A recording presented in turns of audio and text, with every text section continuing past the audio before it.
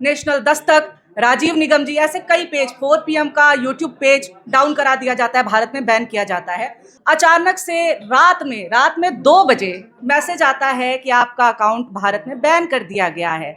ऐसा हम क्या कर रहे थे कि हमारा अकाउंट रातों रात बैन कर दिया जाता है। आज के समय में अभी दिक्कत ये है कि अपराध करना अपराध नहीं है, अपराध को एक्सपोज करना अपराध है। जनता की तकलीफें अफवाह है क्या? सबसे पहले तो मैं यही कहना चाहती हूँ कि निसार तेरी गलियों पे मैं ए वतन, जहाँ चली है रस्म कोई सर उठा के ना चले। नमस्कार, मैं हूँ निवेदिता, मैं पॉलिटिक्स परिवार का हिस्सा हूँ, एक पत्रकार हूँ इसलिए आज यहाँ पे हूँ। और जितने भी पत्रकार हैं वो आज यहाँ पे हैं क्योंकि सबको नजर आ रहा है कि चल क्या रहा है। अचानक से रात में 2 बजे मैसेज आता है कि आपका अकाउंट भारत में बैन कर दिया गया है। ऐसा हम क्या कर रहे थे कि हमारा अकाउंट रातों रात बैन कर दिया जाता है। हमारे साथ साथ नेशनल दस्तक, राजीव निगम जी, ऐसे कई पेज, 4 PM का यूट्यूब पेज डाउन करा दिया जाता है, भारत में बैन किया जाता है। हम क्या कर रहे थे? हम कह रहे थे कि देश में अपराध हो रहा है, देश में परेशानियां हैं, लेकिन आज के समय में अभी दिक्कत ये है कि अपराध करना अपराध नहीं है, अपराध को एक्सपोज करना अपराध है। और यही कारण है कि हमें ही अपराधी बनाया जा रहा है। अगर अपराध होता तो अपराधी संसद में ना होते, अपराधी जाके मंदिरों में VIP दर्शन नहीं कर रहे होते। लेकिन अपराध ये है कि हम पत्रकारिता कर रहे हैं। हमने क्योंकि ये नहीं कहा कि हाँ हम लाहौर में घुस गए हैं, हमने कहा कि जनता को नुकसान हो रहा है, जनता के बारे में सोचिए, जनता परेशान हो रही है।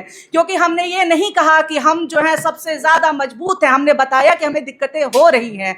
हमने ये नहीं कहा कि भाई गैस की कोई दिक्कत नहीं है, अफवाह है। हम ग्राउंड पे गए और हमने ग्राउंड से दिखाया कि अफवाह उन्हीं को लग रहा है जो स्टूडियोज़ में बैठे हुए हैं, जो कि जनता के बीच में नहीं जाते हैं, जो करोड़ों के मंचों पे बैठ करके कहते हैं कि कोई दिक्कत नहीं है, सब अफवाह है। जनता की तकलीफें अफवाह है क्या?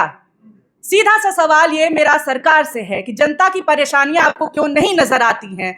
जब चुनाव आते हैं तब लंबे चौड़े दावे किए जाते हैं, चुनाव बीतते ही फिर क्या होता है? कुछ नहीं होता है। आज एक बार फिर से पलायन की स्थिति हो गई है। अगर अफवाह है परेशानियां लोगों की, तो फिर पलायन की स्थिति क्यों बनी है? कोई भी अपने घर से 10 कदम जा करके किसी भी एजेंसी पे चला जाए, किसी भी बस स्टेशन पे चला जाए, रेलवे स्टेशन पड़ रहे हैं, सवाल उठ रहे हैं, तो फिर किसके ऊपर वो सारी चीजें निकाली जा रही हैं? जनता के ऊपर निकाली जा रही है। किसी को कोई फिक्र नहीं है। वो अथॉरिटी जो इस्टेब्लिश करना है कि भाई कैसे कोई है जो ये नहीं कह रहा है कि ईरान के जबड़े से मोदी जी 22 जहाज छीन करके लेके आ गए। ये कौन लोग हैं जो नहीं कह रहे हैं कि हम लाहौर में घुस गए हैं? ये लोग कौन है जो ये नहीं मान रहे हैं कि हाँ भाई नासा ने बोला है कि बेस्ट है ये लोग? ऐसे लोगों को टारगेट किया जा रहा है, बार बार लगातार किया जा रहा है। फेसबुक पेज जो है हमारा भारत में बैन हुआ, आपको क्या लगता है इससे पहले दिक्कत नहीं हो रही थी? लगातार स्ट्राइक्स आ रहे हैं। हमारा चैनल शैडो बैन कर दिया गया है और एक ही प्लेटफॉर्म नहीं, लगभग सारे पे मास रिपोर्टिंग एक तरफ से की जा रही है। IT ट्रोल्स महिलाओं के पीछे, खास तौर से महिला पत्रकारों के पीछे खुले में छोड़ दिए गए हैं। रेप थ्रेट्स दिए जाते हैं महिला पत्रकारों को। मेरे घर वालों तक के ये लोग नंबर, फोटोज की तुम्हारा बाप ये है, तुम्हारा भाई ये लोग लेकर के आ जाते हैं। ये कौन लोग हैं? ये लोग IT एक्ट के तहत नहीं आते।